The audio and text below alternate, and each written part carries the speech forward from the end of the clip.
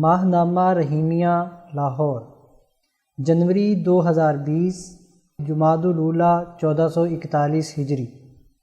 ارشاد گرامی حضرت اقدس مولانا شاہ عبد القادر رائے پوری قدس سرہ مسند نشین ثانی خانقاہ عالیہ رحیمیہ رائے پور۔ مولانا عبداللہ صاحب نے دریافت کیا کہ حضرت کیا یہ معلوم ہو جاتا ہے کہ اللہ مجھ سے راضی ہو گیا ہے؟ فرمایا کہ ہمیں تو کچھ معلوم نہیں ہوتا، باقی حضرت عالی شاہ عبد الرحیم رائے پوری رحمۃ اللہ علیہ نے فرمایا تھا کہ جب انسان سے تمام برے اخلاق اور حب جاہ یعنی نفس کی شہرت اور نمایاں ہونے کی چاہت خواہ کسی عنوان سے ہو وغیرہ جاتے رہیں تو سمجھنا چاہیے کہ اللہ تعالی راضی ہو گیا ہے۔ سیکشن درس قرآن، عنوان علمی استعداد کے اظہار سے خلافت کا استحقاق، تحریر شیخ التفسیر مفتی عبد الخالق آزاد رائے پوری۔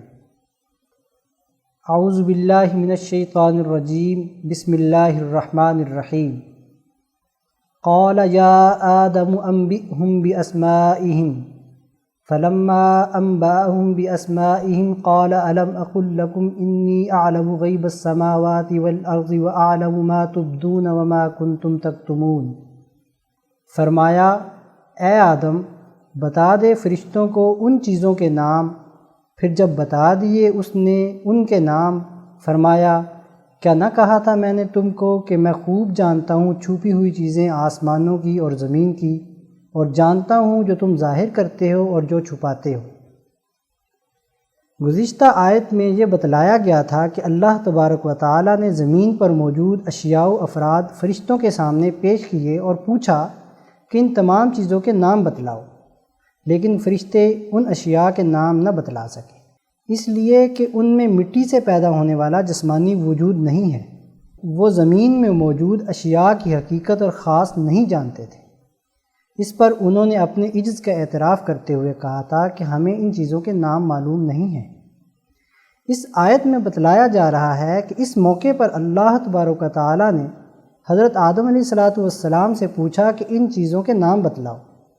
انہوں نے اپنی جسمانی اور روحانی قوتوں کو بروئے کار لا کر اس کرۂ ارض پر موجود تمام اشیاء کی حقیقت معلوم کی اور ان کے نام بتلا دیے، اس لیے کہ حضرت آدم علیہ السلام کو روئے زمین پر موجود کھنکتی ہوئی مٹی سے بنے ہوئے اپنے جسم اور اس میں جاری روح ملکوتی کی صلاحیتوں کے سبب علم و فہم حاصل تھا۔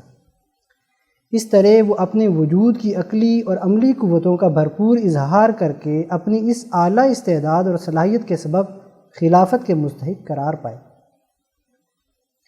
قال یا آدم انبئہم باسمائہم۔ اللہ تبارک و تعالی نے حضرت آدم علیہ السلام کے علم و فہم کو جانچنے کے لیے یہ سوال کیا کہ خلافت سے متعلق امور چلانے کے لیے زمین پر موجود اشیاء کے نام بیان کر کے ان کی حقیقت واضح کرو۔ ہر ایک شے کے استعمالات کی حقیقت و ماہیت سمجھ کر اس کے ایک مخصوص اور منفرد نام کی نشاندہی کرو۔ ہر شے اپنی مخصوص حقیقت اور صفات کے سبب ایک منفرد اور امتیازی نام سے ہی پہچانی جاتی ہے۔ انسان کی خصوصیت یہ ہے کہ وہ چیزوں کے استعمالات کو سمجھتا ہے اور اسی نسبت سے ان کے نام رکھتا ہے۔ جس انسان میں جس درجے کا اعلیٰ علمی ذوق اور فہم و بصیرت ہوتی ہے اس کے مطابق وہ اشیاء کی حقیقت سمجھ کر معنویت متعین کرتا ہے اور ان کے نام رکھتا ہے۔ حضرت آدم علیہ السلام کی اسی خصوصیت کو ظاہر کرنے کے لیے اللہ تبارک و تعالی نے یہ سوال کیا۔ فلما انبأہم باسمائہم۔ حضرت آدم علیہ السلام نے اللہ تعالیٰ کی طرف سے عطا کردہ اپنی علمی صلاحیت اور فہم و بصیرت کو بروئے کار لا کر ان اشیاء کے نام بتلا دیے۔ اس سے حضرت آدم علیہ السلام کی علمی خصوصیت کا اظہار بھرپور طریقے سے فرشتوں کے سامنے آ گیا۔ حضرت شیخ الہند مولانا محمود حسن رحمہ اللہ فرماتے ہیں اس سے علم کی فضیلت عبادت پر ثابت ہوئی۔ دیکھیے عبادت میں ملائکہ اس قدر بڑے ہوئے ہیں کہ معصوم ہیں، مگر علم میں چونکہ انسان سے کم ہیں، اس لیے مرتبہ خلافت انسان ہی کو عطا ہوا اور ملائکہ نے بھی اس کو تسلیم کر لیا۔ ہونا بھی یہی چاہیے کہ عبادت تو خاصہ مخلوقات ہے، خدا کی صفت نہیں ہے، البتہ علم خدائے تعالیٰ کی صفت اعلیٰ ہے، اس لیے قابل خلافت یہی آدم ہوئے، کیونکہ ہر خلیفہ میں اپنے مستخلف عنہ یعنی جس سے اس نے خلافت حاصل کی کا کمال ہونا ضروری ہے۔ اللہ تبارک و تعالیٰ کی سب سے بڑی صفت علم ہے، اس کا مظہر انسان ہے، اس کے اندر ایسی قلبی اور عقلی قوتیں ہیں جو اللہ تبارک و تعالیٰ کے ساتھ ربط پیدا کر کے اس منبع علم سے اپنی علمی پیاس کو بجھاتا ہے۔ وہ اس کی روشنی میں اشیاء میں غور و فکر کرتا اور گرد و پیش کے ماحول میں نظم و نسق قائم کرتا ہے۔ امام شاہ رفیع الدین دہلوی بن امام شاہ ولی اللہ دہلوی رحمۃ اللہ علیہ انسان کی تعریف کرتے ہوئے فرماتے ہیں کہ زمین پر بسنے والا انسان وہ مخلوق ہے جو امور سر انجام دینے کے لیے غور و فکر کرتا ہے اور اپنے استعمال کے لیے آلات تیار کرتا ہے۔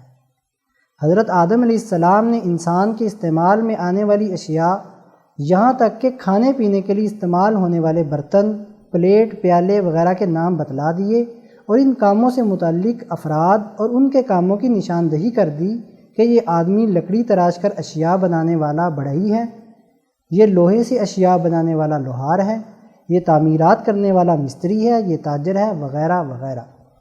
حضرت آدم علیہ السلام اپنی طبیعت کے تقاضے سے ان اشیاء کو پہچان گئے اور ان کے نام بتلا دیے۔ قال الم اقل لکم انی اعلم غیب السماوات والارض۔ حضرت آدم علیہ السلام کی اس اعلیٰ علمی استعداد کے اظہار کے بعد اللہ تبارک و تعالیٰ نے فرشتوں پر یہ بات واضح کی کہ خلافت کے استحقاق کے لیے علم کا ہونا ضروری ہے۔ چونکہ میں آسمانوں اور زمینوں کی چھپی ہوئی ہر شے کا علم رکھتا ہوں، تو زمین پر میری خلافت کے استحقاق کے لیے ضروری ہے کہ وہ میرے علم کی وسعت کے ساتھ ایک خاص نسبت رکھتا ہو۔ جب آدم علیہ السلام میں اللہ کے منبع علم سے علم حاصل کرنے کی صلاحیت اور علمی وسعت کا اعلیٰ کمال ظاہر ہو چکا ہے تو انہیں ہی زمین پر خلیفہ بنایا جائے تاکہ خلافت اور حکومت سے متعلق امور اعلیٰ علمی استعداد کے ساتھ سر انجام دیے جائیں۔ وَأَعْلَمُ مَا تُبْدُونَ وَمَا كُنْتُمْ تَكْتُمُونَ۔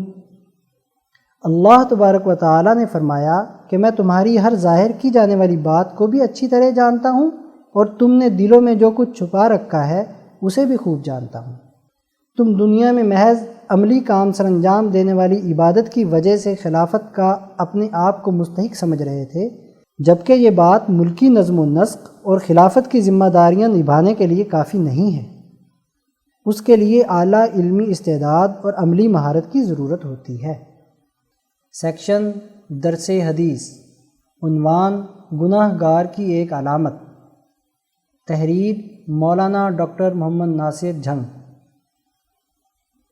عن خیثمۃ رضی اللہ عنہ قال كنا جلوسا مع عبد الله بن عمرو اذ جاءه قهرمان له فدخل فقال اعطيت الرقيق قوتهم قال لا قال فانطلق فاعطهم قال رسول الله صلى الله عليه وسلم كفى بالمرء اثما ان يحبس عمن يملك قوته۔ حضرت خیثمہ سے روایت ہے کہ ہم عبداللہ بن عمرو کے پاس بیٹھے تھے کہ ان کا دروغہ آیا۔ انہوں نے پوچھا تم نے غلاموں کو ان کا خرچ دے دیا؟ اس نے کہا نہیں۔ انہوں نے کہا جاؤ ان کو ان کا خرچ دے دو، اس لیے کہ رسول اللہ صلی اللہ علیہ وسلم نے فرمایا آدمی کو اتنا ہی گناہ کافی ہے کہ جس کو خرچ دیتا ہے اس کو روک رکھے۔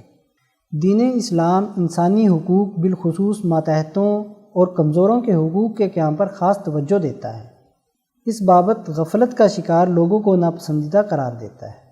قرآن و سنت کی روشنی میں کوئی بھی انسان جائز حقوق سے محروم نہیں کیا جا سکتا۔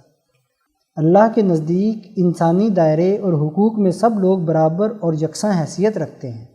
جن معاشروں میں انسانوں کو ان کے جائز حقوق سے محروم کر دیا جائے، قرآن نے ان کے لیے مستضعف کا لفظ استعمال کیا ہے، جس کا معنی ہے وہ لوگ جو در حقیقت کمزور نہیں ہیں مگر کسی جبر سے انہیں کمزور بنا دیا جائے، انہیں سماجی، معاشی اور قانونی حقوق سے محروم کر دیا جائے۔ ایسی صورت میں قرآن حکیم ظالم قوتوں سے مسلمانوں کو قتال تک کا حکم دیتا ہے۔ حضرت موسیٰ علیہ السلام کے واقعے میں بھی قرآن حکیم نے بنو اسرائیل کو مستضعف قرار دیا ہے۔ فرعون کے سماج دشمن رویے کو بیان کرتے ہوئے قرآن مجید نے کہا فرعون نے زمین میں سرکشی کی، وہاں کے لوگوں کو گروہوں میں بانٹا، ایک گروہ کو کمزور بنایا، وہ تو فساد پھیلانے والوں میں سے تھا۔ حضرت ابوبکر صدیق رضی اللہ تعالیٰ عنہ بھی اپنے پہلے خطبے میں کہتے ہیں کہ میں اس وقت تک آرام سے نہیں بیٹھوں گا جب تک کہ تم میں سے جو طاقتور ہے اس کو کمزور نہیں کر دیتا اور جو کمزور ہے اس کو طاقتور نہیں بنا دیتا۔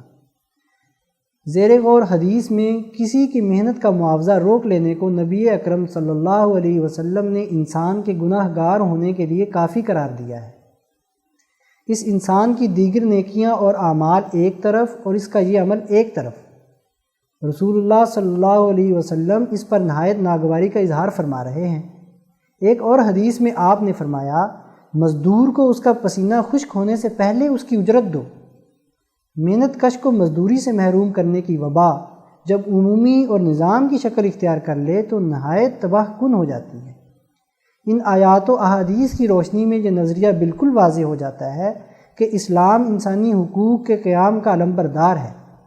وہ نظام جو کمزوروں کے حقوق کا محافظ نہ ہو یا لوگوں کو کمزور بنائے، انہیں انسانی حقوق سے محروم کر دے، وہ نظام تبدیل کیے جانے اور انقلاب لانے کے قابل ہوتا ہے۔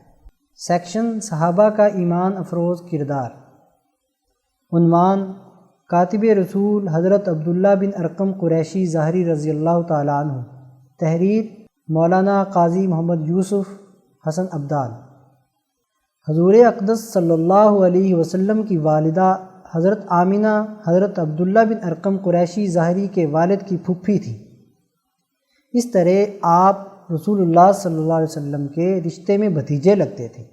آپ ان سلیم الفطرت لوگوں میں سے ہیں جو فتح مکہ پر مشرف باسلام ہوئے اور جن کو ہجرت مدینہ کی اجازت ملی۔ حضرت عبداللہ بن ارقم رسول اللہ صلی اللہ علیہ وسلم کے کاتب تھے۔ حضور صلی اللہ علیہ وسلم کو آپ کی دیانت پر اس قدر اعتماد تھا کہ جب وہ خط لکھ کے لاتے تھے تو آپ صلی اللہ علیہ وسلم اس کو پڑھوا کے سنتے بھی نہیں تھے۔ ایک بار حضور کی خدمت میں کہیں سے خط آیا، آپ صلی اللہ علیہ وسلم نے فرمایا، اس کا جواب کون لکھے گا؟ حضرت عبداللہ نے کہا کہ میں، چنانچہ خود اپنی طبیعت سے جواب لکھ کر لائے اور وہ آپ صلی اللہ علیہ وسلم کو نہایت پسند آیا، اس لیے کہ معانی اور مفاہیم کو تحریر کی شکل دینا ایک بہت اعلیٰ درجے کی استعداد ہے جس کے بغیر نظم و نسق مملکت نہیں چلتا۔ اس موقع پر حضرت عمر رضی اللہ تعالیٰ عنہ بھی موجود تھے۔ ان کو اس بات پر حیرت ہوئی۔ انہوں نے فرمایا کہ عبداللہ کے دل و دماغ سے جو تحریر سپرد قلم ہوئی ہے وہ رسول اللہ صلی اللہ علیہ وسلم کی عین منشا تھی۔ حضرت عبداللہ بن ارقم رضی اللہ تعالیٰ عنہ حضرت ابوبکر صدیق رضی اللہ تعالیٰ عنہ کے دور خلافت میں بھی نظام حکومت کے اہم عہدوں پر ذمہ داریاں نبھاتے رہے۔ وہ ملکی و قومی امور اور سرکاری مراسلت میں پوری تندہی اور جاں فشانی سے محض اخلاص کی بنیاد پر کام کرتے رہے۔ آپ قومی و ملی امور و خدمات کے لیے ہمہ وقت تیار رہتے تھے، قومی اور سرکاری امور کی انجام دہی بلا معاوضہ کرتے اور اس پر کسی قسم کا انعام و صلہ لینا پسند نہ کرتے تھے۔ یہ اسی مزاج اور تربیت کا اثر تھا جو آپ رضی اللہ تعالیٰ عنہ کو رسول اللہ صلی اللہ علیہ وسلم سے قربت و محبت اور کامل مناسبت کی بنیاد پر ودیت ہوا۔ پھر جب حضرت عمر رضی اللہ تعالیٰ عنہ خلیفہ بنے تو آپ رضی اللہ تعالیٰ عنہ نے حضرت عبداللہ سے میر منشی کا کام لیا، انہیں مشیر خاص کی ذمہ داری سونپی۔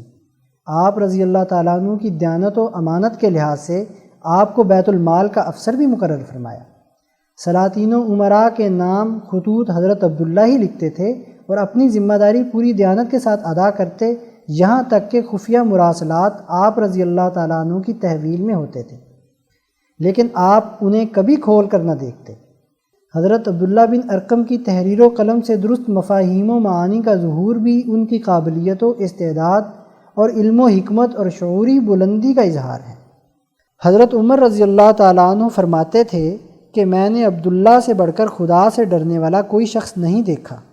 یہ بھی ان کے تقوی و باطنی خوبیوں کی ایک بڑی شہادت ہے۔ آپ رضی اللہ تعالیٰ عنہ نے حضرت عثمان رضی اللہ تعالیٰ عنہ کے دور خلافت کے ابتدائی 1.25 سال خلافت میں اجتماعی ذمہ داریاں نبھائیں، مگر پھر استعفیٰ دے دیا اور اپنی زندگی کے دیگر امور میں مصروف رہے۔ استعفے کے بعد حضرت عثمان کی طرف سے بیت المال سے دیا گیا معاوضہ آپ نے قبول نہ فرمایا۔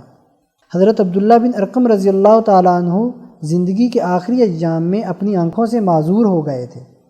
آپ رضی اللہ تعالیٰ عنہ کی وفات 35 ہجری بمطابق 655 عیسوی میں ہوئی۔ سیکشن شذرات، عنوان باہم متصادم معاشرے میں سلامتی کی راہ، تحریر محمد عباس شاد، لاہور۔ جنوری 2020 میں ہم 21ویں صدی کی دوسری دہائی کے آخری سال میں داخل ہو چکے ہیں۔ نیا سال تاریخ کے دروازے پر دستک دے چکا ہے۔ جیسے جیسے وقت آگے بڑھ رہا ہے ویسے ویسے ہم زندگی کی دوڑ میں دنیا سے پیچھے رہتے جا رہے ہیں۔ وقت گزرنے کے ساتھ دنیا کے معاشرے لاقانونیت سے قانون کی پاسداری اور بہتر سویلائزیشن کی طرف بڑھے ہیں، لیکن ہمارا سفر ابھی بھی ترقی معکوس کی طرف جاری ہے۔ ہمارے معاشرے کے پڑھے لکھے طبقے باہم دست و گریباں ہیں۔ ہمارے قومی ادارے ایک دوسرے کے سامنے تنے کھڑے اور خوفناک تصادم کی طرف بڑھ رہے ہیں۔ ہر ادارہ اور طبقہ اصولوں سے ماورا اپنے ادارے اور طبقے کے لیے قبائلی دور کی عصبیت کا شکار ہے، جس کا وہ برملا اظہار بھی کر رہا ہے اور بڑے فخر سے ان کی قربانیوں اور کارکردگی پر تقریریں اور بیانات داغے جا رہے ہیں۔ سوال یہ پیدا ہوتا ہے کہ اگر یہ طبقے اور مقتدر ادارے اتنے ہی پروفیشنل اور اپنی حدود کے پابند رہے ہیں تو پھر ملک اور معاشرے کے بگاڑ کا سبب کس ملک کے پروفیشنلز اور اداروں کو ٹھہرایا جائے؟ ایسی صورتحال میں ملک کی روایتی سیاست میں نہ تو کوئی قومی جماعت ہے اور نہ ہی کوئی ایسا قومی بیانیہ جو معاشرے کی ابتر حالت کو سدھارنے کی طرف قوم کی رہنمائی کر سکے۔ گزشتہ 30 سال سے سیاست کے قومی افق پہ قابض رہنے والی اور عسکری اداروں کے کندھوں پر بیٹھ کر اقتدار کے ایوانوں تک پہنچنے والی ایک سیاسی جماعت نے اقتدار کا لالی پاپ چھن جانے کے بعد قوم کو ووٹ کی عزت دو کے نعرے سے سول بالادستی کا خواب دکھایا تھا۔ قوم سے کہا گیا تھا کہ ہم نظریاتی ہو گئے ہیں اور سول بالادستی کے لیے جدوجہد کریں گے، لیکن وہ ہمیشہ کی طرح ایک جھوٹا اور جعلی پلان ثابت ہوا۔ وہ قوم کو تنہا چھوڑ کر علاج کے بہانے ملک سے فرار ہو گئے۔ باقی رہ جانے والوں نے باہر جانے کے لیے عدالتوں میں درخواستیں دائر کر رکھی ہیں۔ جنہوں نے اقتدار کی خاطر ووٹ کی عزت کو پامال کیا ہو وہ ووٹ کو کیسے عزت دلوا سکتے ہیں؟ ایسے لوگ ووٹ کی عزت کے لیے جدوجہد نہیں کیا کرتے بلکہ راہ فرار کے لیے پھر سے ووٹ کی عزت برباد کیا کرتے ہیں، جیسا کہ ہم دیکھ رہے ہیں۔ دوسری طرف وفاق کی علامت ہونے کے دعوے دار پارٹی اپنی کرپشن کے حیران کن طریقوں کے باعث عوام کے غیظ و غضب کا شکار ہو کر ملک کے کونے تک محدود ہو چکی ہے۔ وہ کوئی کارکردگی دکھانے کی بجائے صرف اپنے شہیدوں کا واویلا کرتے کرتے شہیدوں کی مجاور پارٹی بن چکی ہے۔ سیاست میں مذہب کے نام پر موجود قیادت کا اس سے بھی عجب تر حال ہے کہ دھرنے کو ساری بیماریوں کا علاج گرداننے والے بتائیں کہ دھرنے کے بعد قوم کے روگوں کا مداوع کیوں نہ ہوا، یا پھر انہوں نے قوم کو سچی بات کیوں نہ بتائی کہ معاشرے اور ملک دھرنوں سے ترقی نہیں کرتے۔ پڑوسی ملک کی شدت پسند قیادت نے جس طرح سے اپنے ملک کے مسلم عوام اور کشمیریوں کو اپنی دہشت اور جبر کا نشانہ بنا رکھا ہے، اس کا کامیاب مقابلہ سفارتی محاذ پر ہونا چاہیے۔ لیکن ایک مذہبی حلقے کے امیر حکومت کو جہاد کا اعلان کرنے کو کہہ رہے ہیں۔ وہ بھی بتا دیں کہ پڑوسی ملک سے جنگ لڑ کر آپ کیسے اپنے معاشرے کی بدحالی اور بگاڑ پر قابو پائیں گے۔ جب دنیا ترقی اور خوشحالی کے لیے جنگوں پر قابو پانے کے طریقوں پر غور و فکر کر کے امن اور غیر خیر سگالی کے راستے تلاش کر رہی ہو، ایسے دور میں قوم کے ذہنوں میں مذہب کے نام پر جنگوں کا بیج بونا ذہنی افلاس کے سوا کیا کہلا سکتا ہے؟ جس ملک میں دینی پارٹیوں کے شعور کا یہ عالم ہو کہ وہ اپنے معاشرے کے مسائل کا شعور اور ان کے حل کا ادراک ہی نہ رکھتی ہوں، ایسے لوگوں کے ساتھ دینی بنیادوں پر جد و جہد کے کیا معنی ہوں گے؟ حکومتی پارٹی نے پاکستانی سیاست کے حسب روایت خوشنما وعدوں سے عوام کو اپنی جانب متوجہ کیا تھا، تو عوام نے گزشتہ 20 سال سے مخصوص جماعتوں کی جاری سیاسی ڈکٹیٹرشپ اجارہ داری کے خلاف ووٹ دے کر انہیں کامیاب کیا، لیکن انہوں نے جس فرسودہ سیاست کے خلاف اعلان کیا تھا وہ اسی کا شکار ہوتے نظر آ رہے ہیں۔ گویا وہ بھی ہرچہ درکان نمک رفت نمک شد کا مصداق ٹھہرے ہیں۔ پاکستان کے موجودہ ماحول میں سب سے سنجیدہ ترین سوال یہ ہے کہ اس ساری صورتحال میں آخر کار راہ عمل کیا ہے، کیونکہ گزشتہ پون صدی میں یہاں جمہوریت مارشل لاء سمیت سبھی تجربات کر لیے گئے ہیں۔ سیاسی و مذہبی جماعتوں کے ساتھ ساتھ ریاستی اداروں، عدلیہ، فوج اور پارلیمنٹ کا کردار بھی ہمارے سامنے ہے۔ ہمارا خیال یہ ہے کہ اس وقت درپیش صورتحال اور اس کی اصل نوعیت کو سمجھنا سب سے اہم امر ہے، تاکہ موجودہ کشمکش میں کسی نعرے اور بڑھک کے دھوکے سے بچا جا سکے، کیونکہ بحرانوں اور تصادم کی فضا میں باہم مزاحم اور متصادم فریقوں کے بیانات اور نعرے سب سے زیادہ گمراہ کن ہوتے ہیں۔ وہ قوم کے لیے کسی بھی نئی سوچ اور راہ عمل کو متعین کرنے کے راستے میں سب سے بھاری پتھر ہوتے ہیں۔ اس وقت ہم چکی کے 2 پارٹوں میں پس رہے ہیں۔ ایک طرف قوم بے رحم نظام کے شکنجے میں ہے اور دوسری طرف پاکستانی سیاست کا یہ عہد مخلص باشعور قیادت اور درست نظریے کے بحران کا شکار ہے، جس کے نتیجے میں قومی درد رکھنے والا انسان نہ جائے رفتن نہ پائے ماندن کی سی صورتحال سے دوچار ہے۔ ایسے میں قوم کی اجتماعی حالت کے حوالے سے فکر مند طبقے پر دوہری ذمہ داری عائد ہوتی ہے کہ اول وہ عدل اجتماعی کے جامع نظریے کا شعوری علم حاصل کرے اور اس کے مطابق مطلوبہ سماجی و اخلاقی تربیت کے حصول کا اہتمام کرے۔ ثانیاً، تربیت یافتہ اجتماعیت قوم میں شعوری بیداری پیدا کر کے درست نظریے اور خطوط پر رہنمائی کرے، تاکہ اس جان لیوا نظام کے قلع کما کی راہ ہموار ہو۔ اس کے سوا کوئی اور حل نظر نہیں آتا۔ یہی راستہ ہمارے مسائل کا پائیدار حل ہے، جو مشکل ضرور ہے لیکن ناممکن نہیں۔ سیکشن افکار شاہ ولی اللہ رحمۃ اللہ علیہ۔ عنوان: انسانی کامیابی کی حقیقت۔ مترجم: مفتی عبدالخالق آزاد رائے پوری۔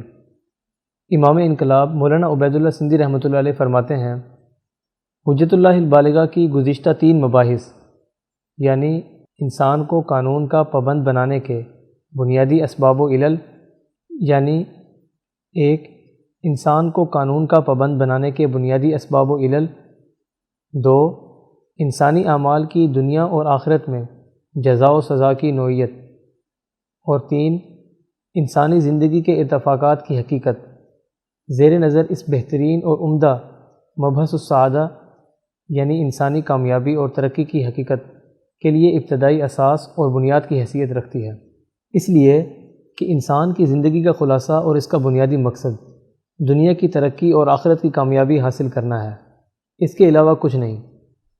چونکہ انسانی ترقی کی صحیح حقیقت اور معرفت ان گزشتہ 3 مباحث میں بیان کردہ بنیادی اساسی امور یعنی بہیمیت اور ملکیت پر مشتمل انسان کی حقیقت، اس کا نفس ناطقہ یعنی روح ملکوتی، اور نسمہ یعنی روح ہوائی، اس کی زندگی کے اتفاقات وغیرہ کو سمجھنے پر موقوف ہے۔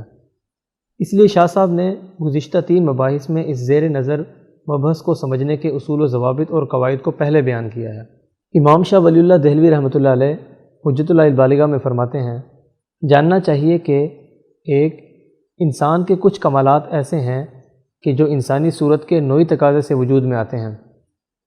مولانا سندھی رحمۃ اللہ علیہ اس کی تشریح کرتے ہوئے فرماتے ہیں، یعنی انسان کے ایسے تقاضے جو صرف اس کی صورت نوعیہ کی وجہ سے ہوتے ہیں، جیسا کہ انسان کی بہیمیت کا نفس ناطقہ کے تابع فرمان ہونا اور خواہشات کا عقل کے تابع ہونا، یہ 2 ایسے تقاضے ہیں جو انسان کے علاوہ کسی میں نہیں پائے جاتے۔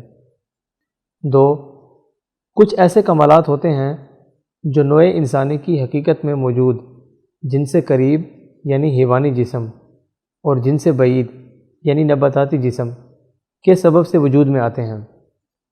حضرت سندھی رحمۃ اللہ علیہ فرماتے ہیں یعنی انسان کا ایسا کمال کہ جو اس کی جنس قریب اور جنس بعید کے تقاضے سے پیدا ہوتا ہے وہ انسان کے ساتھ خاص نہیں ہوتا، بلکہ اس کے قریب اور بعید اجناس میں بھی پایا جاتا ہے، مثلا لمبائی، قد و قامت کا حجم وغیرہ۔ انسان کی ایسی ترقی اور کامیابی کہ جس کی عدم موجودگی اس کے لیے نقصان دہ ہوتی ہے اور جسے حاصل کرنا صحیح اور کامل عقل رکھنے والے لوگ اپنا پہلا اور بنیادی مقصد قرار دیتے ہیں، وہ انسانیت میں پہلے درجے کا کمال حاصل ہونا ہے۔ اس کی تفصیل یہ ہے کہ عام طور پر کسی انسان کی درجہ ذیل صفات کی وجہ سے تعریف کی جاتی ہے۔ ایک، انسان کی ایسی صفات کہ جس میں اس کے ساتھ تمام معدنیاتی اجسام بھی شریک ہیں، جیسے جسم کی لمبائی اور قد و قامت کا بڑا ہونا۔ اگر اس حوالے سے کسی جسم کی ترقی اور کامیابی کو پیش نظر رکھا جائے تو بلند پہاڑ زیادہ ترقی یافتہ قرار پائیں گے۔ دو، انسان کی کچھ ایسی صفات ہیں جن میں نباتات اس کے ساتھ شریک ہیں، مثلا مناسب جسمانی نشو و نما، خوبصورت نقش و نگار اور تر و تازگی کے آثار۔ اگر اس حوالے سے ترقی اور کامیابی کو پیش نظر رکھا جائے تو گل لالا اور گلاب کے پھول زیادہ ترقی یافتہ اور کامیاب قرار پائیں گے۔ تین، انسان کی کچھ ایسی صفات ہیں جن میں حیوانات بھی اس کے ساتھ شریک ہیں، جیسے کسی کو مضبوطی سے پکڑنا، بلند آواز نکالنا، جنسی شہوت کا شدت سے ہونا، بہت زیادہ کھانا پینا، غصے، حسد اور کینہ کا وافر مقدار میں ہونا۔ اگر اس حوالے سے ترقی اور کامیابی کو پیش نظر رکھا جائے تو گدھا بہت زیادہ کامیاب قرار پائے گا۔ چار، انسان میں کچھ ایسی صفات ہیں جو صرف انسان کے ساتھ ہی مخصوص ہیں، جیسے عمدہ اور بہترین اخلاق سے مہذب ہونا، بہترین اور عمدہ اتفاقات کا ہونا، بلند و بالا عمارات بنانا اور صنعتی ترقی حاصل کرنا، حکومتی جاہ و مرتبت اور طاقت و قوت حاصل کرنا۔ ظاہری طور پر یہ انسان کی ترقی اور کامیابی کے معیارات سمجھے جاتے ہیں۔ اس لیے آپ جانتے ہیں کہ اقوام عالم میں ہر قوم اس بات کو اچھا سمجھتی ہے کہ ان کے بہترین، عقل مند اور بہتر رائے رکھنے والے لوگ یہی صفات حاصل کریں۔ گویا کہ ہر قوم یہ سمجھتی ہے کہ ان امور کے علاوہ قابل تعریف چیز اور کوئی نہیں ہے۔ اس تمام تر بحث کے باوجود انسانی ترقی کے بنیادی امور ابھی تک پورے طور پر واضح نہیں ہوئے، اس لیے کہ انسانی ترقی کے یہ امور بھی اصولی طور پر حیوانات میں پائے جاتے ہیں۔ چنانچہ اگر ہم انسانوں کے اچھے اخلاق میں سے شجاعت اور بہادری ہی کو لے لیں تو اس کی بنیاد غصہ و غضب، دوسرے سے انتقام کا جذبہ، مشکلات میں ثابت قدمی اور ہلاکت خیز ماحول میں جرأت اور دلیری پر مبنی اقدام وغیرہ ہیں۔ اگر یہ تمام امور کسی جانور میں پائے جائیں تو کیا اسے جانور کی شجاعت اور بہادری کہا جا سکتا ہے؟ انسان میں ان تمام امور کو شجاعت اور بہادری تبھی کہا جاتا ہے جب انسان کے نفس ناطقہ یعنی روح ملکوتی کا فیضان اس کے تمام کاموں کو مہذب بنا دے، اس سے یہ تمام کام کسی عقلی تقاضے سے ہوں اور مصلحت کلیہ اور اجتماعی تقاضوں کے تابع ہوں۔ اسی طرح صنعتی کارکردگی کا بنیادی اصول بھی حیوانات میں موجود ہے۔ مثلا چڑیا بہترین انداز میں اپنا گھونسلہ بنتی ہے، بلکہ بسا اوقات ایک حیوان اپنے طبی تقاضے سے ایسی صنعتی کارکردگی دکھاتا ہے کہ جو دیگر انسانوں کے تعاون کے بغیر اکیلا انسان نہیں کر سکتا۔ اس گفتگو سے یہ حقیقت واضح ہوئی کہ انسان کی یہ ترقی اور کامیابی عارضی ہے۔ حقیقی ترقی اور کامیابی یہ ہے کہ انسان کی بہیمیت اس کے نفس ناطقہ کے تابع ہو اور اس کی خواہشات عقل کے تابع ہوں۔ اس کا نفس ناطقہ اس کی بہیمیت پر غلبے کی طاقت رکھتا ہو، اس کی عقل اس کی خواہش پر غالب ہو، باقی تمام خصوصیات پیش نظر نہ رہیں۔ المبحث الرابع، مبحث السعادہ، باب حقیقت السعادہ۔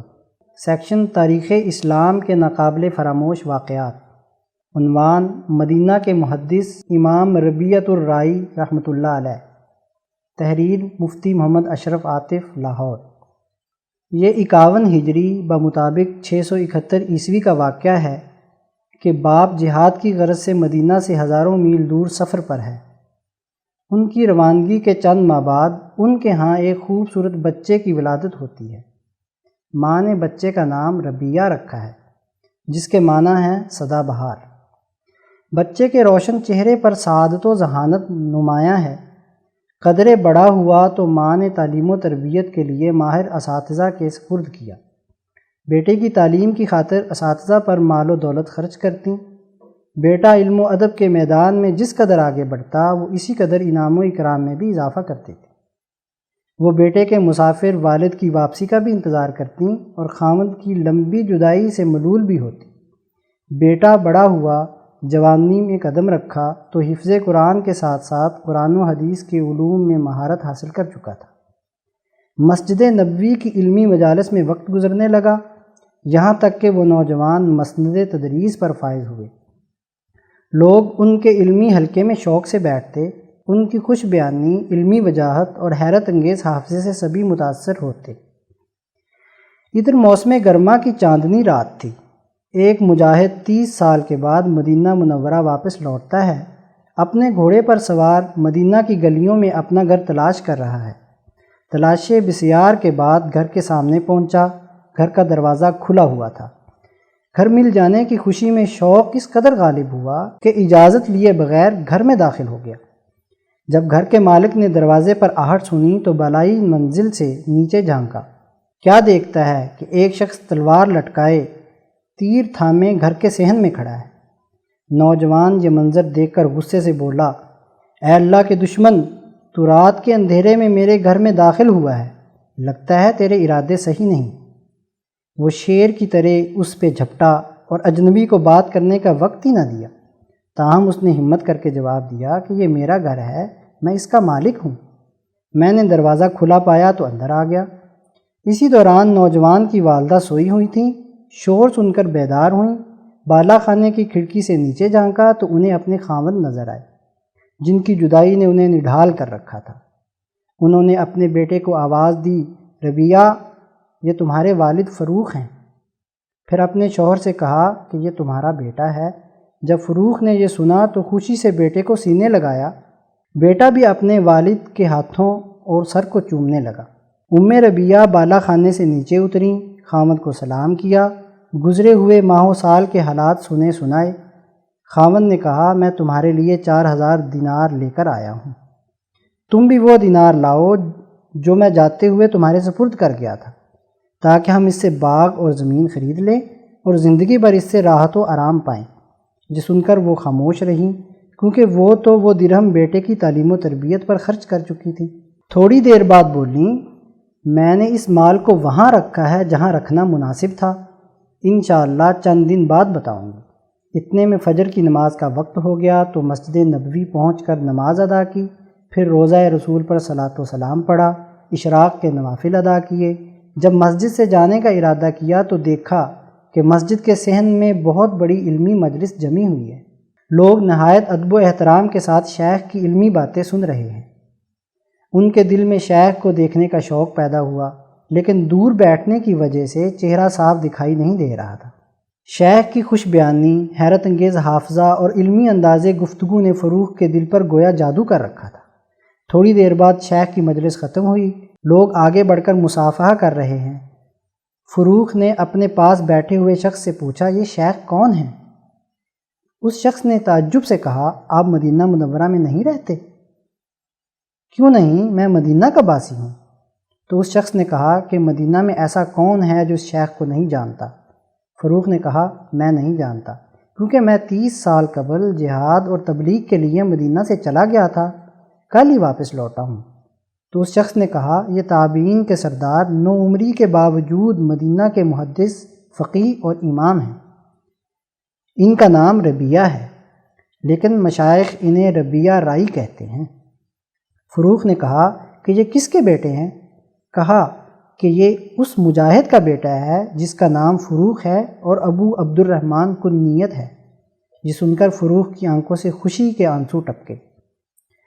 یہ جلدی سے گھر گئے، ان کی آنکھیں بھیگی ہوئی تھیں۔ بیوی نے پوچھا، ابو ربیہ، خیر تو ہے؟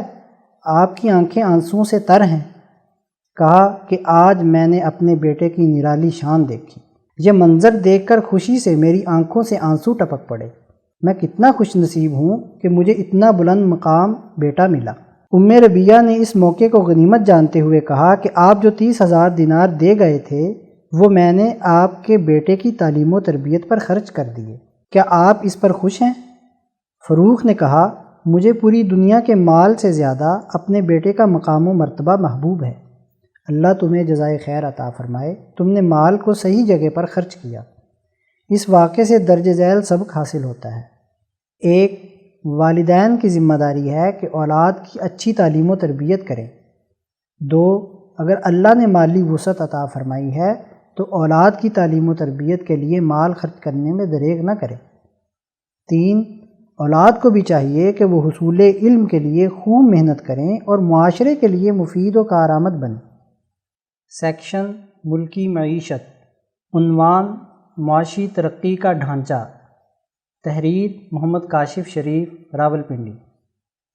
18ویں صدی کے دوران یورپ میں آنے والے انقلابات نے دنیا کو لبرلزم، انڈسٹریلزم، ملٹریزم اور سوشلزم سے ہمکنار کیا۔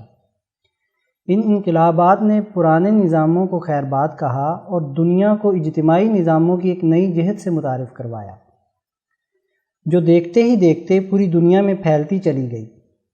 ان انقلابات میں قابل ذکر برطانیہ، فرانس، امریکہ اور روس کی اقوام رہیں۔ باقی سب نے جلد یا بدیر ان ممالک میں چلنے والی تحریکوں سے اثرات لیے اور اپنے ماحول میں ان کو ڈھالتے چلے گئے۔ پیداواری عمل میں مشین کی موجودگی نے تنظیم اور حکمت عملی کو پہلے سے زیادہ اہم اور مؤثر بنا دیا۔ اس تناظر میں جدید دور کی صنعتی اقوام نے بہتر سے بہتر پیداواری نتائج کے تعاقب میں مزدور کی مہارت میں اضافہ کرنے کے لیے کالجوں اور یونیورسٹیوں کا جال بچھایا، وہاں مؤثر نصاب تربیت کا اجرا کیا۔ اسی طرح پیداواری معیشت کا مطمع نظر یہ بھی ہوتا ہے کہ کم خرچ مشین سے پیداواری صلاحیت میں زیادہ اضافہ کیا جائے۔ اس مقصد کے لیے تحقیقاتی ادارے قائم کیے گئے۔ یہ ایک نہ رکنے والا سلسلہ ہے۔ ہم دیکھتے ہیں کہ مندرجہ بالا اقوام نے خصوصاً اقوام عالم میں نمایاں مقام حاصل کیا۔ چنانچہ معاشی اور سیاسی حالات کیسے ہی کیوں نہ ہوں، ان ممالک نے یا ان کے بعد اس دوڑ میں شامل ہونے والے ممالک جیسے جاپان، جرمنی، چین اور کینیڈا وغیرہ نے صنعتی تحقیق اور ترقی میں کبھی سستی نہیں کی۔ پاکستان کی معیشت کے متعدد المیوں میں ایک یہ بھی ہے کہ ہمارے یہاں تحقیق اور تجزیے کی صلاحیت پیدا نہیں کی جاتی۔ چنانچہ قومی سطح کے قابل ذکر صنعتی منصوبے عموماً بڑی بڑی صنعتی قوتوں کے مرہون منت ہوتے ہیں۔ صرف یہ نہیں بلکہ ان فیکٹریوں میں کام کرنے کے لیے مزدوروں میں صلاحیت بھی انہی قوتوں کی ایما پر حاصل کی جاتی ہے۔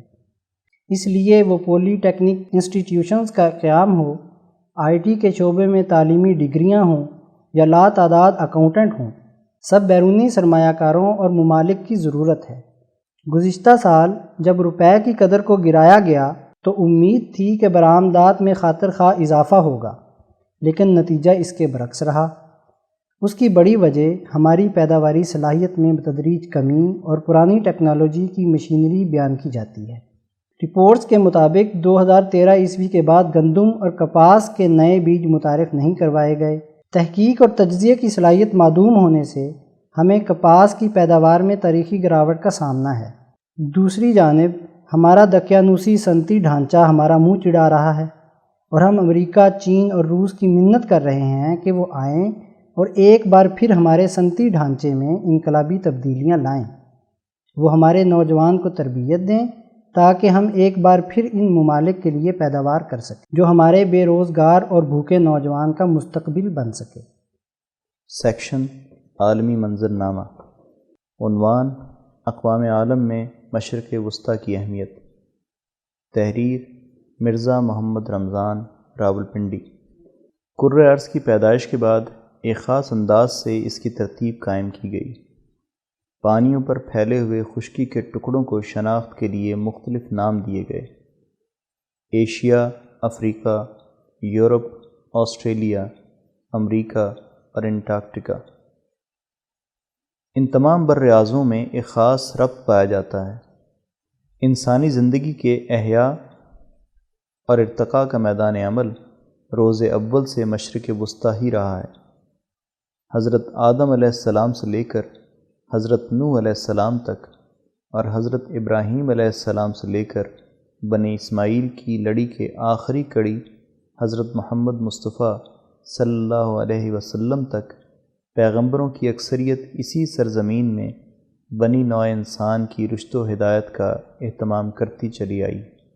انبیاء علیہم السلام کا اپنا عہد ہو یا ان کے متبعین کا، مشرق وسطیٰ کی سرزمین ہی مرکزی اہمیت کی حامل رہی ہے۔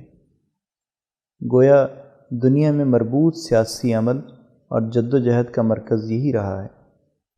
اس کا جغرافیائی تعلق تمام بر اعظموں کے ساتھ ہمیشہ سے قائم ہے۔ گزشتہ صدی میں اگرچہ عالمی طاقت کے مراکز مشرق وسطیٰ سے باہر تھے، یورپ اور کبھی امریکہ، سلطنت عثمانیہ کے حصے بکھرے ہوئے تو عالمی طاقتوں نے نئے وجود پانے والے ملکوں کے ساتھ اپنے مراسم مضبوط رکھنے کی حکمت عملی وضع کی۔ ایک دوسرے انداز سے غور کریں تو اس خطے کے ممالک کا میلان جن ملکوں کی طرف زیادہ رہا، ان کا ستارہ ہی عالمی سیاست کے افق پہ چھایا رہا۔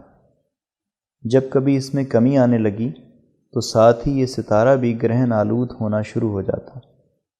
عالمی سیاسی افق پہ ابھرنے والی مستقبل کی قوتیں اس امر کو بھانپتی ہوئی اسی سمت میں پیش رفت کرنا شروع کر دیتی ہیں۔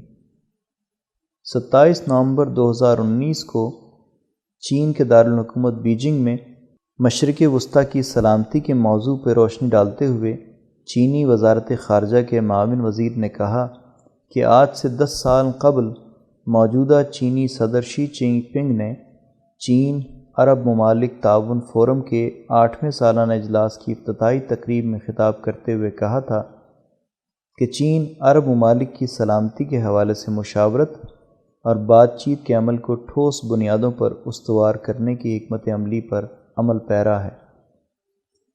چینی صدر کی موقف کی بنیادی روح کو عملی شکل دینے کے لیے مشرق وسطیٰ کی سلامتی، نئی تبدیلیاں، امکانات اور چیلنجز کے عنوان کے تحت سیمینار منعقد کیا گیا ہے، جس کا انعقاد چین کے ادارہ برائے بین الاقوامی مطالعہ جات نے کیا تھا۔ 30 ملکوں کے 200 سے زائد مندوبین نے اس فورم میں شرکت کی۔ معاون وزیر کا کہنا تھا کہ 2019 کا سال چین کے لیے غیر معمولی اہمیت کا حامل ہے، کیونکہ چین کی کمیونسٹ پارٹی کی گزشتہ 70 سالوں میں انتھک جد و جہد سے چین جو عالمی معیشت سے علیحدہ، پسماندہ اور غریب ملک تھا، بدل کر کھلی معیشت، خود مختار اور عمومی خوشحالی کا حامل ملک بنا کر 70 کروڑ سے زائد انسانوں کو خوشحالی دے کر انسانی تاریخ میں معجزہ کر دکھایا ہے۔ دنیا کے ساتھ تعلق پیدا کرنے میں مشرق وسطیٰ چین کے لیے بنیادی اہمیت کا حامل ہے۔ خطے میں امن، سلامتی، استحکام اور معاشی ترقی کا حصول چینی مفادات کے تحفظ کا ذریعہ ہے۔ بدامنی اور شورشیں خطے میں پروان چڑھتی نظر آ رہی ہیں۔ کئی ممالک سیاسی طور پر عدم استحکام کا شکار ہو چکے ہیں۔ مشرق وسطیٰ سمیت باقی دنیا میں چونکہ امریکہ سپر پاور کے طور پہ کام کر رہا تھا، اس کی غنڈہ گردی، تعصب اور یک طرفہ اقدامات پر مبنی پالیسیوں نے خطے کے امن کو تباہ کر دیا۔ معاون وزیر کا کہنا تھا کہ دنیا میں پائیدار امن کا قیام مشرق وسطیٰ کی سلامتی میں ہی مضمر ہے۔ مشرق وسطیٰ میں بدامنی کا آغاز مسئلہ فلسطین سے ہوا تھا۔ شام، عراق، لیبیا، مصر، یمن اور ایران اس جلاؤ گھیراؤ میں ایندھن بنائے گئے۔ رہی صحیح کسر آخر میں جیکپا نے پوری کر دی۔ مشترکہ عمل درآمد کا جامع منصوبہ یعنی JCPOA ہی ایران کو جوہری ہتھیاروں کی تیاری سے روک سکتا ہے۔ امریکہ نے اس منصوبے سے علیحدہ ہو کر خطے میں قیام امن کی کوششوں کو ناقابل تلافی نقصان پہنچایا ہے، جس کے اقدامات سے یہ خطہ دہشت گردی، انتہا پسندی اور علیحدگی پسندی کی بھینٹ چڑھ گیا ہے۔ عالمی برادری کو اس افریط سے چھٹکارا پانے کے لیے پائیدار سلامتی کے اصول پر باہمی تعاون، بلا امتیاز اقدامات، بات چیت اور مشاورت کے اصول پر مبنی مشترکہ لاہ عمل کی ضرورت ہے۔ مسئلہ فلسطین کی پشت پر اسرائیل کو شہ دینے والے امریکہ اور یورپ تھے، لیکن اس سازش سے عربوں کو بھی استثناء نہیں دیا جا سکتا۔ یورپ کی بڑی طاقتوں برطانیہ، فرانس اور جرمنی نے اس سال کے شروع میں بارٹر نظام یعنی انٹیکس وضع کر کے ایران کے خلاف امریکی تجارتی پابندیوں کو غیر مؤثر کر دیا ہے۔ یورپ کی مزید 6 طاقتیں Belgium, Denmark, Finland, Netherlands, Norway اور سویڈن بھی آج انٹیکس یعنی تبادلہ تجارت میں سہولت کار آلہ، جسے instrument in support of trade exchanges کا نام دیا گیا ہے، کے طور پر اس کا حصہ بن گئی ہیں۔ علاقے کے دیگر ممالک میں بھی سیاسی تبدیلیاں رونما ہونا شروع ہو گئی ہیں۔ عربوں نے ایران کے ساتھ تعلقات کے چینل کھول دیے ہیں۔ عمان اور خلیج فارس کے ممالک بھی اس سلسلے میں آگے بڑھتے ہوئے دکھائی دے رہے ہیں۔ دوسری عالمی جنگ کے اختتام پر لیگ آف نیشن کے غیر مؤثر ہونے پر امریکہ اور اس کے اتحادیوں نے نئے عالمی نظام کی طرف پیش رفت شروع کر دی تھی۔ اسی طرح مستقبل کی نمائندہ قوتوں نے بھی اقدامات کا آغاز کر دیا ہے، جن کی سرگرمیوں کا مرکز و محور مشرق وسطیٰ ہی دکھائی دیتا ہے۔ اس تناظر میں ہمیں بھی اپنی خارجہ سیاست اور پالیسیاں دنیا میں تبدیل ہوتے ہوئے منظرنامے کے مطابق ترتیب دینے کی ضرورت ہے، تاکہ ہم ماضی کی طرح دوبارہ غلط سمت کا انتخاب نہ کر بیٹھیں۔ سیکشن خطبات و بیانات، عنوان مخالفت اور مزاحمت کے وقت انسانوں کے رویوں کا پتہ چلتا ہے۔ رپورٹ سید نفیس مبارک ہمدانی، لاہور۔ 13 دسمبر 2019 کو حضرت اقدس مفتی عبدالخالق آزاد رائے پوری مدظ اللہ نے ادارہ رحیمیہ لاہور میں جمعۃ المبارک کے اجتماع سے خطاب کرتے ہوئے فرمایا: معزز دوستو، یہ نصیحت کا دن ہے، اور نصیحت کا مطلب ہے اپنی کمزوریوں اور کوتاہیوں کو سمجھنا اور اس کے تدارک کے لیے تدابیر اختیار کرنا۔ نصیحت کا تعلق انسانوں کے رویوں، کردار اور سیرت کے ساتھ ہوتا ہے، الفاظ کے ساتھ نہیں ہوتا۔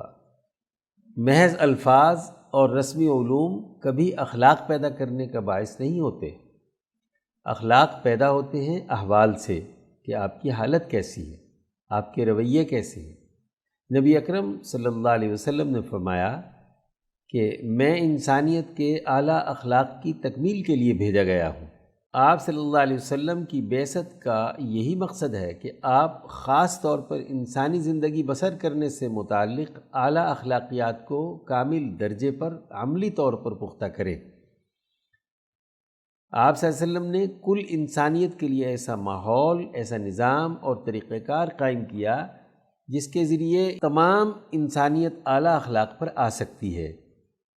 امام شاہ ولی اللہ دہلوی فرماتے ہیں کہ لوگوں کے حالات اور رویوں کا علم اس وقت ہوتا ہے جب لوگوں کے مفادات میں باہمی ٹکراؤ اور مخالفت پیدا ہوتی ہے۔ اخلاق کا تبھی پتہ چلتا ہے جب مفادات کا تصادم ہوتا ہے۔ ایک آدمی گھر بیٹھ کر اپنے کسی درس و تدریس میں اعلیٰ اخلاق کا درس دے، بہادری پر بہت اچھا لیکچر دے، اس سے اس کے اپنے رویوں کا پتہ نہیں چلے گا۔ جب وہ اکھاڑے میں اتر کر کسی دوسرے پہلوان سے ٹکرائے گا تب اس کی بہادری کا اندازہ ہوگا۔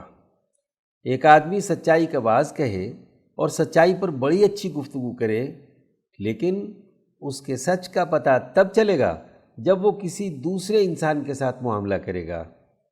معاملے میں جب اس کی طبیعت کے خلاف بات ہو تو وہاں وہ سچ پر قائم رہتا ہے یا جھوٹ بولتا ہے، وہاں اس کا اندازہ ہوگا۔ حضرت عمر فاروق رضی اللہ عنہ کے سامنے ایک آدمی نے کسی دوسرے کے بارے میں گواہی دی کہ وہ بہت نیک اور بہت اچھا آدمی ہے، تو حضرت عمر فاروق نے اس سے 3 سوال پوچھے۔ کیا وہ تیرا پڑوسی ہے؟ اس نے کہا نہیں۔ عمر فاروق نے پوچھا کہ تو نے اس کے ساتھ کبھی کوئی لمبا سفر کیا ہے؟ اس نے کہا نہیں۔ پھر حضرت عمر فاروق نے پوچھا کہ تم نے اس کے ساتھ کوئی معاملہ یا مالی لین دین کیا ہے؟ اس نے کہا نہیں۔ تو حضرت عمر نے فرمایا کہ تم کیسے گواہی دیتے ہو کہ یہ سچا اور نیک آدمی ہے؟ تم نے کبھی اس کے ساتھ کوئی معاملہ نہیں کیا تو تمہیں کیا پتا کہ وہ اچھا ہے یا برا؟ اس کی سچائی کا تو اس وقت پتہ چلے گا جب تمہارے ساتھ اس کا کوئی معاملہ ہو۔ یہ تینوں چیزیں ایسی ہیں جس میں مفادات کا تصادم ہوتا ہے، اسی وقت پتہ چلے گا کہ انسان نیک ہے یا بد۔ یہ تین معیارات حضرت عمر فاروق نے واضح کیے کہ اس سے لوگوں کے رویوں اور اخلاق کا اندازہ ہوتا ہے۔ انسانوں کے درمیان تصادم اور ٹکراؤ کا تدارک۔ حضرت آزاد رائے پوری مدظلہ نے مزید فرمایا، یہ بات طے شدہ ہے کہ انسانی معاشرے میں لوگوں کے درمیان جب معاملات اور تعلقات طے ہوتے ہیں تو ان میں کہیں نہ کہیں اخلاق اور رویوں کا تصادم اور ٹکراؤ ضرور ہوتا ہے۔ نظام کی تشکیل کی ضرورت بھی اس لیے پیش آتی ہے کہ جب مفادات کا ٹکراؤ ہو جائے تو اس کو روکنے کے لیے قانون اور طریقہ کار وضع کیا جائے تاکہ کم سے کم تصادم کے ساتھ زیادہ سے زیادہ فوائد اکٹھے کیے جا سکیں، کیونکہ تصادم کو نہ تو مکمل طور پر روکا جا سکتا ہے اور نہ ہی ہر طرح سے ایسا شریفانہ نظام بنایا جا سکتا ہے کہ جس میں ہر آدمی بالکل اصیل مرغ کی طرح کسی سے کوئی ٹکراؤ نہ کرے۔ وہ تو شاید جنت میں جا کر ہی ہوگا۔ اس لیے نظام اور سسٹم کی ذمہ داری یہ ہوتی ہے کہ انسانوں کے درمیان جب اخلاقیات کا، رویوں کا اور اعمال کا تصادم ہو تو وہ اسے روکے، ان کے مسائل کو حل کرے۔ اس سسٹم میں یہ طاقت اور توانائی ہو کہ وہ ان معاملات کو حل کرنے کے لیے قانون، ضابطے، پروسیجرز اور عملی طریقہ کار متعین کرے تاکہ تصادم سے بچا جا سکے۔ حضرت محمد مصطفیٰ صلی اللہ علیہ وسلم نے جب اخلاق کی تکمیل کی بات فرمائی تو آپ نے اعلیٰ اخلاق کی بنیاد پر ایک مکمل نظام تشکیل دیا۔ مکے کے فرسودہ نظام میں طاقتور اپنے تشدد کے بل بوتے پر جو چاہتا نتائج حاصل کرتا تھا، بیچارہ کمزور اپنے حقوق سے محروم رہتا۔ نبی اکرم صلی اللہ علیہ وسلم نے اس معاشرے کے لیے پورا عدالتی پروسیجر دیا، قانونی نظام بنایا، سیاسی طریقہ کار وضع کیا، انسانی سوسائٹی کی مینجمنٹ اور اس کے سسٹم کے امور واضح کیے۔ آپ صلی اللہ علیہ وسلم نے زبانی کلامی صرف واضح ہی نہیں کہا، بلکہ آپ نے مکے میں موجود مفادات کے سسٹم کے خلاف مزاحمتی شعور دیا۔ آپ نے بد اخلاقی پر مبنی سسٹم کو توڑا، مدینہ منورہ میں جا کر ایک معیاری اور نمونے کا قومی اور ریاستی نظام بنایا۔ اس نظام میں یہ بات طے کر دی کہ بلا تفریق رنگ، نسل، مذہب، ہر انسان کا جب بھی کسی دوسرے انسان سے کسی بھی شعبے سے متعلق معاملات میں تصادم ہو جائے تو ایسے موقع پر عدل و انصاف کے مطابق فیصلہ کرو، چاہے وہ مسلمانوں کے درمیان تصادم ہو یا مسلمان اور غیر مسلم کے درمیان۔ رنگ، نسل اور مذہب سے بالا تر ہو کر معاملات سے متعلق اس تصادم کا حل عدل و انصاف کے معیار کے مطابق کرو۔ ریاست کے داخلی نظام میں امن برقرار رکھو۔ ایک ڈاکٹر کو انسانی جسم کا علاج طبقاتی سوچ سے اوپر اٹھ کر کرنا ہے۔ اگر وہ اس سوچ سے علاج کرنے لگے تو سوسائٹی میں تصادم بڑھے گا۔ ایسے ہی عدالت اور قانون کی حفاظت کرنے والوں کا بھی فرض ہے کہ بلا تفریق رنگ، نسل، مذہب انصاف فراہم کرنے کے لیے کردار ادا کریں۔ لیکن اگر وہ خود ہی قانون کو اپنے ہاتھوں روندیں تو بدامنی پیدا ہوگی، لڑائی اور ٹکراؤ ہوگا۔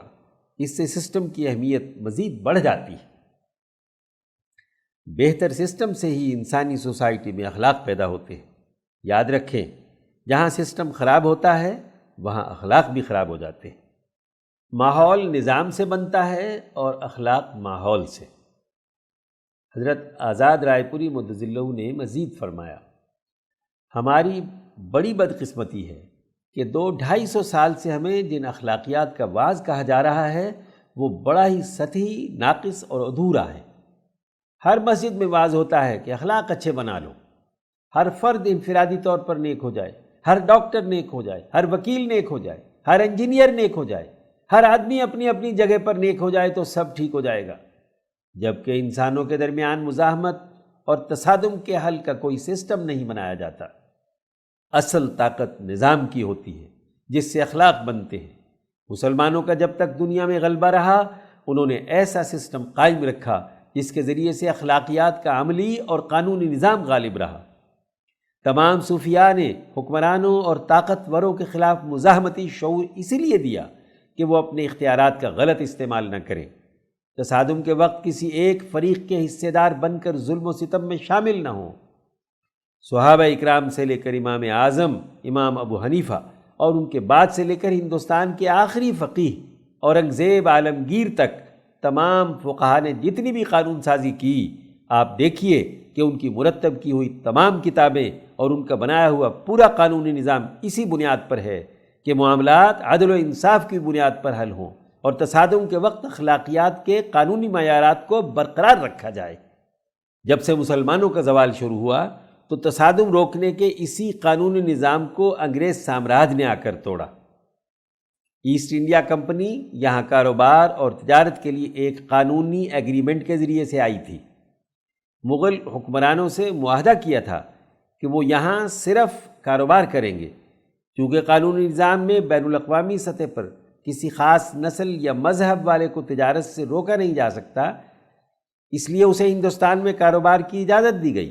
آپ ایسٹ انڈیا کمپنی کی پوری تاریخ دیکھیے کہ اس نے معاہدات کو توڑ کر طاقت اور تشدد کے بل بوتے پر غداری اور دھوکہ زہی کے ذریعے پورے ہندوستان پر بتدریج قبضہ جمایا، جس کے نتیجے میں اس نے ہندوستان میں انسانی تصادم کو حل کرنے کا نظام بنانے کی بجائے تقسیم کرو اور حکومت کرو، ڈیوائیڈ اینڈ رول کی سیاست کے تحت تصادم کروا کر اپنے مفادات حاصل کرنے کا سسٹم تشکیل دیا۔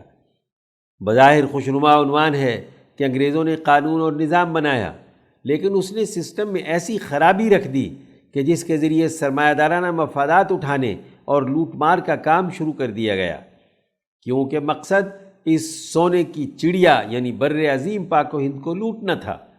یہ لوٹنا تبھی ممکن تھا جب زیادہ سے زیادہ مقدمے بازی ہو، خطے کے مختلف حصوں میں زیادہ سے زیادہ تصادم ہو، مختلف شعبوں کے درمیان لڑائی اور دنگا فساد برپا ہو۔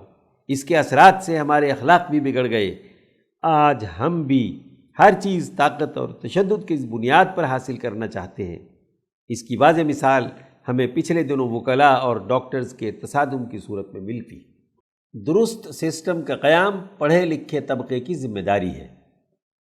حضرت آزاد رائے پوری مدظ اللہ نے مزید فرمایا، ہمارے ہاں خطبات جمعہ میں کمزور اور بے مقصد قصے سنائے جاتے ہیں۔ قانون اور ضابطہ یا ایک نظم و ضبط کی پابند قوم بنانے کے لیے دین اور اخلاق کا قانونی نظام اور کوئی طریقہ کار نہیں بیان کیا جاتا۔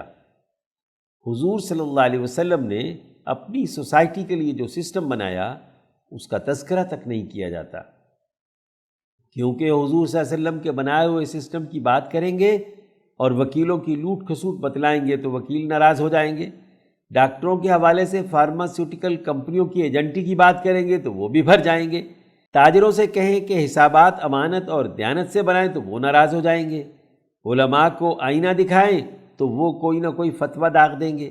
سب اپنے اپنے مفادات پر نظر رکھتے ہیں۔ غلامی کے 200 سال ہم پر جو سسٹم مسلط رہا ہے اس نے ہمارے رویے اور ماحول بدل دیا۔ اس غلط نظام میں سب جانتے ہیں کہ طاقت کے بلبوتے پر کام ہوتا ہے۔ ڈنڈے کے بلبوتے پر ایسٹ انڈیا کمپنی نے ہندوستان پر قبضہ کیا، ڈنڈے کے بلبوتے پر پولیس لوگوں کی جیبوں سے پیسے نکالتی ہے۔ اب ڈنڈا ہر ایک نے پکڑ لیا۔ کبھی مذہب کے نام لیوا ڈنڈا بردار فورس بنا کر میدان میں آ جاتے ہیں، کبھی کالے کوٹ والے ڈنڈا لے کر اسپتالوں پر حملے کر دیتے ہیں، کبھی ڈاکٹر اپنے احتجاج کے نام پر سڑکیں بلاک کر دیتے ہیں۔ ڈنڈا ہر جگہ چلایا جاتا ہے۔ عدل و انصاف اور اخلاقیات کا کوئی سسٹم نہیں ہے۔ واعظ بہت ملیں گے، وکلاء کے چیمبر میں چلے جائیں، قانون دانوں کے سیمینارز اور سمپوزیم میں چلے جائیں، لاء کالجوں اور میڈیکل کی یونیورسٹیوں میں جا کر دیکھیں، وہاں پر بڑے اچھے لیکچر دیں گے کہ قانون کی پابندی ہونی چاہیے، انسانی صحت کی بڑی اہمیت ہے، وغیرہ وغیرہ، آسمان و زمین کے قلابے ملا دیں گے۔ لیکن ان تعلیمی اداروں نے اخلاق اور رویے کیا سکھائے؟ 4-5 سال تک پڑھ کر وکیل اور ڈاکٹر بننے والوں کے اندر اس نظام تعلیم نے کیا اخلاقیات پیدا کی، وہ ہمارے پیش نظر نہیں ہے۔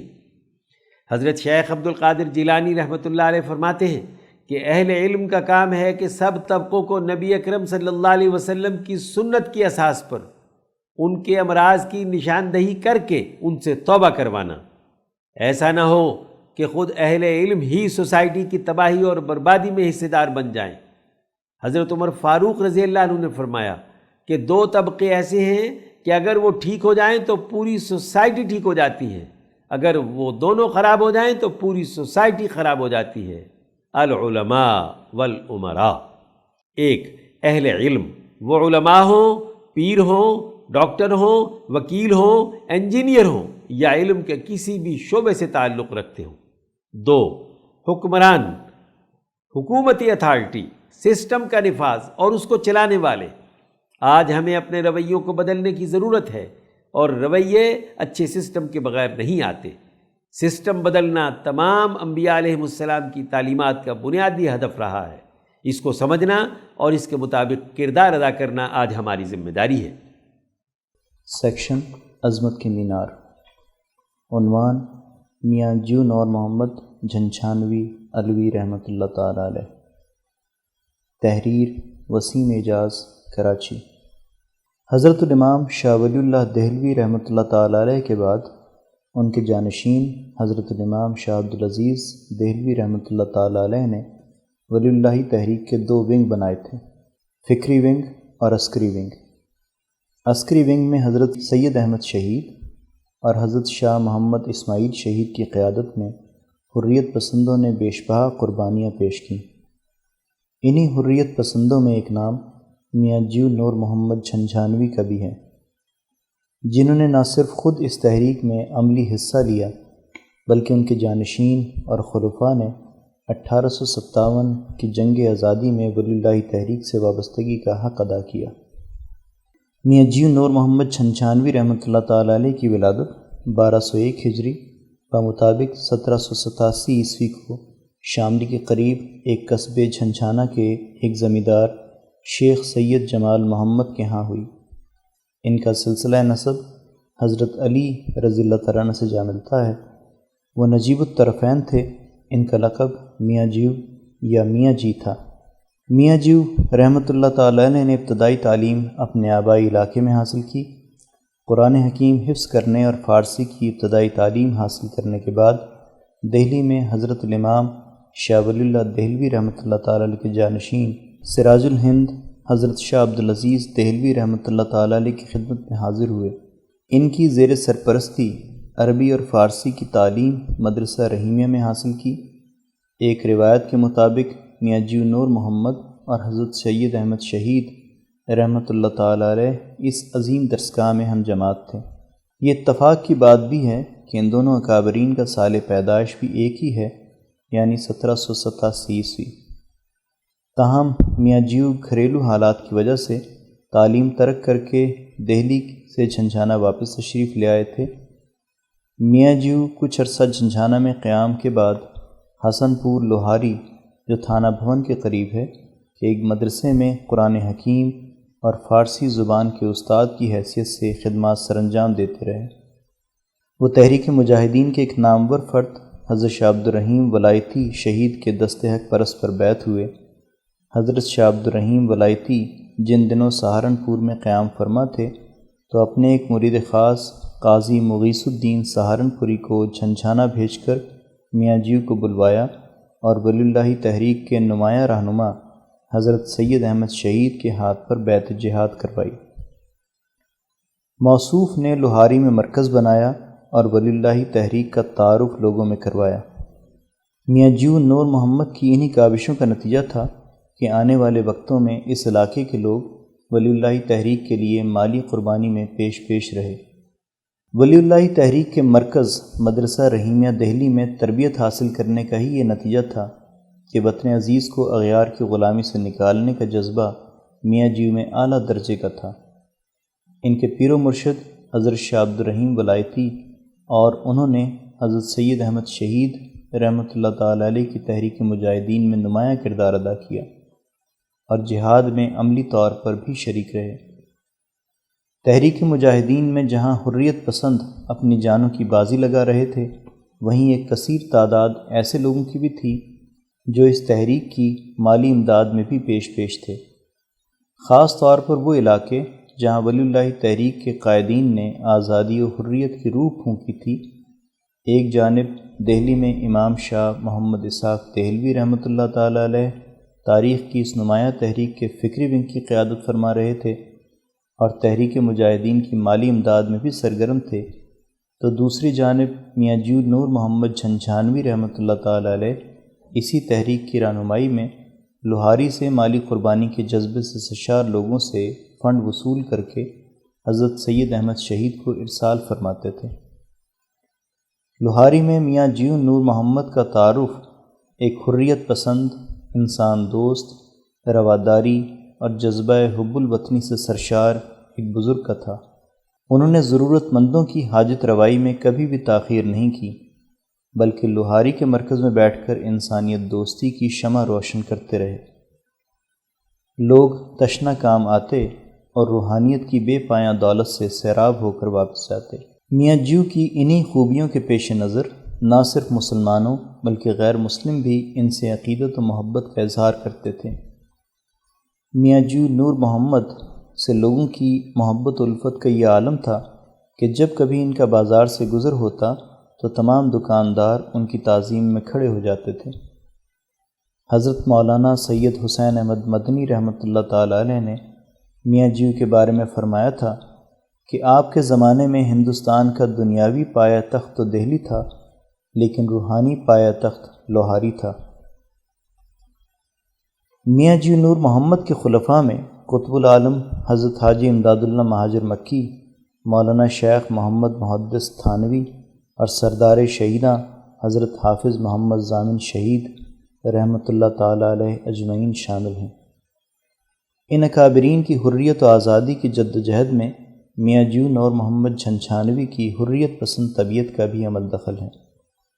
میاں جیو کی اس جماعت میں سے حاجی امداد اللہ مہاجر مکی نے 1857 عیسوی کی جنگ آزادی میں ولی اللہ جماعت کی قیادت فرمائی اور حافظ محمد ضامن شہید نے کچھ اس ذوق اور شوق سے دشمن کا مردانہ وار مقابلہ کیا کہ سردار شہیداں کہلائے۔ ایک عالم کو فکر و عمل کی دولت سے مالا مال کرنے کے بعد میاں جیو نور محمد جھنجھانوی نے تقریباً 59 سال کی عمر میں دائی اجل کو لبیک کہا اور 4 رمضان المبارک 1259 ہجری بمطابق 28 ستمبر 1843 عیسوی بروز جمعۃ المبارک کو وصال فرما گئے۔ مادہ تاریخ وصال نور محمد در بہشت ہے۔ ان کا مزار مبارک احاطہ امام سید محمود شہید جھنجھانہ میں مرجع خلائق ہے۔ اردو کے ایک مایہ ناز شاعر مومن خان مومن نے آپ کے بارے میں کہا ہے کہ خلیفہ نور محمد وہ شمع بزم حضور کہ جس سے زیر زمیں تابہ آسماں روشن۔ اللہ تعالی ہم سب کو ان بزرگوں کے نقش قدم پر چلنے کی توفیق عطا فرمائے، آمین۔ سیکشن ہدیہ کلام، مناجات بدرگاہ قاضی الحاجات، رضوان رسول ساہیوال۔ شب تاریک میں صبح کے اجالے کھولنے والے، گھرا ہوں ظلمتوں میں مجھ کو بھی نور ہدایت دے۔ شجر کو بیج کے مرکز میں رکھ کے پالنے والے، میرے خوابیدہ جذبوں کو کمال آدمیت دے۔ ہوئی ہے طالب عفو کرم اب معصیت میری، حضور شاف روز جزا اذن شفاعت دے۔ ہمارے قلب سے غفلت کی کالک کو مٹا ڈالیں، ہمیں ان صادقین ان صالحین کی نیک صحبت دے۔ شعور و آگہی بیدار ہو جن کی مجالس میں، ہمیں ان صاحبان عقل و دانش کی قرابت دے۔ عطا تفہیم قرآن کر سمجھ تین متیں کی دے، عطا حسن عمل ہو اور اس پر استقامت دے۔ طلب حق کی بھٹکتی ہے جہالت کے سرابوں میں، بصیرت دے، بصارت دے، فراست دے، فقاہت دے۔ علاج درد و غم انسانیت کا جس سے ہو ممکن، وہی تنظیم ملت دے، وہی صالح قیادت دے۔